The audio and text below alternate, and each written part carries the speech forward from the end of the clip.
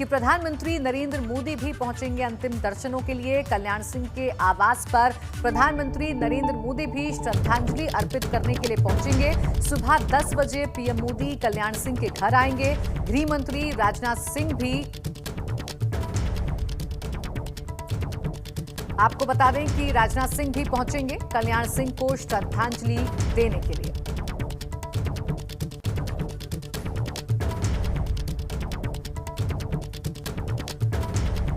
तो एक युग का अंत राजनीति में हुआ।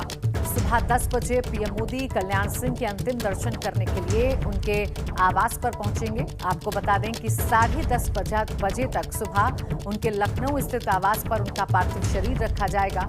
अंतिम दर्शन यहां पर किए जाएंगे और उसके बाद विधान भवन ये पार्थिव शरीर ले जाया जाएगा। 1 बजे तक पार्थिव शरीर विधान भवन में रहेगा और फिर उसके बाद अंतिम यात्रा निकलेगी और एयरपोर्ट से होते हुए उनके पैतृक आवास पहुंचेगी।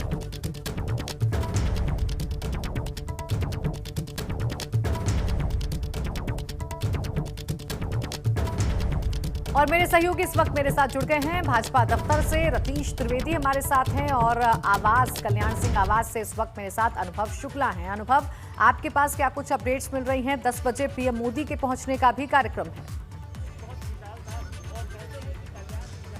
देखिए, बिल्कुल सबसे पहले अपने दर्शकों को अपडेट दे दें कि 10 बजे प्रधानमंत्री नरेंद्र मोदी यहीं पहुंचेंगे। हमने खुद कल्याण सिंह के जो बेटे हैं, सांसद हैं राजवीर सिंह रज्जू भैया, उनसे पूछा कि रात को क्या प्रधानमंत्री का फ़ोन आया था। उन्होंने साफ तौर पर कहा प्रधानमंत्री नरेंद्र मोदी का फ़ोन आया था रात को। उन्होंने शोक संवेदना व्यक्त की है, परिवार के प्रति अपनी संवेदना व्यक्त की है और साथ ही साथ ये भी कहा है कि सुबह 10 बजे वो यहीं पहुँचेंगे। 2 माल एवेन्यू जो कल्याण सिंह का आवास है वहीं पर वो पहुंचेंगे और इसीलिए आप देखिए यहाँ पर सुरक्षा के विशेष इंतजाम अब किए जा रहे हैं। और अभी थोड़ी देर बाद मुख्यमंत्री पहले यहाँ पहुंचेंगे और यहाँ से सीधे वो प्रधानमंत्री को रिसीव करने के लिए एयरपोर्ट जाएंगे, फिर वहीं से वो उनके साथ आएंगे। तस्वीर हम आपको दिखा रहे हैं, देखिए किस तरीके से गमगीन माहौल है। राजवीर सिंह रज्जू भैया को आप देख रहे हैं, कल्याण सिंह की जो बहू हैं वो भी राजनीति में रह चुकी हैं, चुनाव लड़ चुकी हैं, वो यहाँ मौजूद हैं। उनके जो पोते हैं संदीप सिंह सरकार में राज्य मंत्री हैं, वो यहाँ पर मौजूद हैं।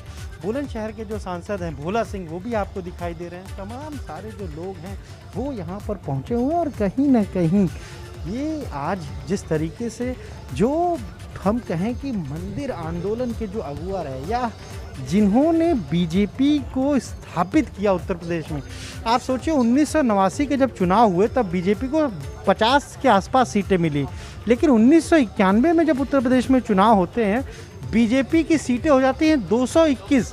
पहली बार बीजेपी उत्तर प्रदेश की सत्ता पर काबिज होती है और वजह होती है राम मंदिर आंदोलन।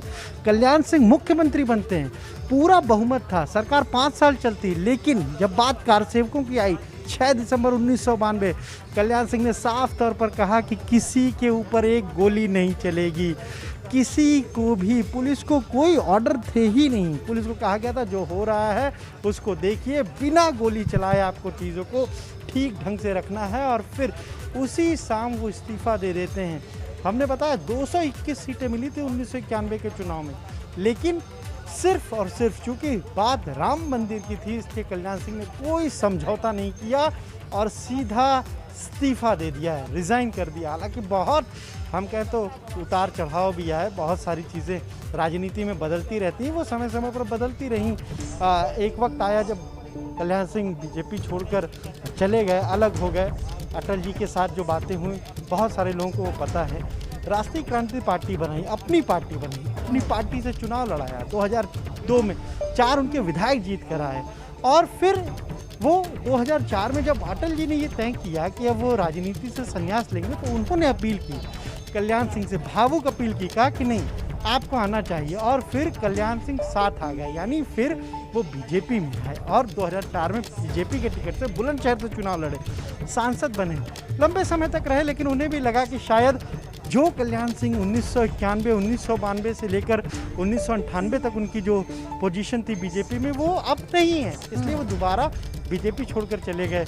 अपनी पार्टी में तमाम लोगों को टिकट दिया, चुनाव लड़े और आगे हालांकि अलग बात है कि राजनीति में अपनी पार्टी बनाने से उतनी सफलता नहीं मिली। फिर एक बार फिर वो 2014 से पहले 2013 में बीजेपी में शामिल हो गए, सरकार बनी, राज्यपाल बन गए। उनके बेटे को बीजेपी ने टिकट दिया, वो सांसद बन गए।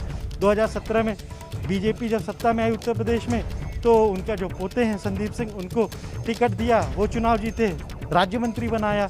तो पूरा परिवार अगर हम कहें कल्याण सिंह का, वो राजनीतिक परिवेश में ही पला बड़ा और सबने कहीं ना कहीं हर जगह जहाँ भी वो रहे, चाहे वो हों, उन्होंने तो जीवन भर समाज की, देश की, प्रदेश की, लोगों की सेवा की। और ये जो 2 माल एवेन्यू आवास है, इसका देखिए अपना एक इतिहास है और बहुत सारी यादें जुड़ी हुई हैं। यहाँ अगर हम बात करें, हर साल कल्याण सिंह का जन्मदिन जनवरी में होता है और हर साल उनके जन्मदिन पर ये पूरा जो आवास है ये भरा रहता था। पूरे प्रदेश से 75 ज़िलों से यहाँ पर लोग आते थे। एक भव्य आयोजन किया जाता था उनके जन्मदिन पर और तमाम सारे मंत्री, विधायक, सांसद, दूसरे दलों के नेता आते थे उन्हें जन्मदिन की बधाई देने के लिए। तो ऐसा कल्याण सिंह का व्यक्तित्व था। अभी हम आपको हाल की अगर बात बताएं, फरवरी महीने की, तब राम मंदिर निर्माण के लिए जब समर्पण निधि कार्यक्रम चलाया जा रहा था, तब आरएसएस की तरफ से खुद दत्तात्रेय होसबोले यहाँ आए थे। हम खुद उस दिन यहाँ पर मौजूद थे। दत्तात्रेय होसबोले अंदर भीतर कमरे में बैठे थे और वहीं पर कल्याण सिंह जी ने उन्हें चेक दिया था, मंदिर निर्माण समर्पण निधि सौंपी थी जी। और तब ये साफ तौर पर दत्तात्रेय होसबोले ने कहा था कि जिस तरीके से मंदिर निर्माण के लिए कल्याण सिंह ने जो भूमिका निभाई, वैसा कोई उदाहरण है ही नहीं। और कल्याण सिंह ने तब यहीं दत्तात्रेय होसबोले से कहा था, हम खुद मौजूद थे, कि अब जब तक रहूंगा जीवन भर बीजेपी के ही साथ रहूंगा और यही चाहता हूं कि जब प्राण भी निकले तो बीजेपी के ही झंडे में लिपट कर मैं जाऊं। वो बात उन्होंने कही थी और आज हमें वो बात याद आ रही है, क्योंकि अभी हाल ही की बात है। और आज बिल्कुल देखिए, उनसे जुड़े हुए इतने किस्से, इतनी कहानियां हैं, इतने मुद्दे हैं जिन पर बात लगातार की जा रही है और उनके जाने से जैसा कहा जा रहा है कि अपूर्णीय क्षति राजनीति में हुई है।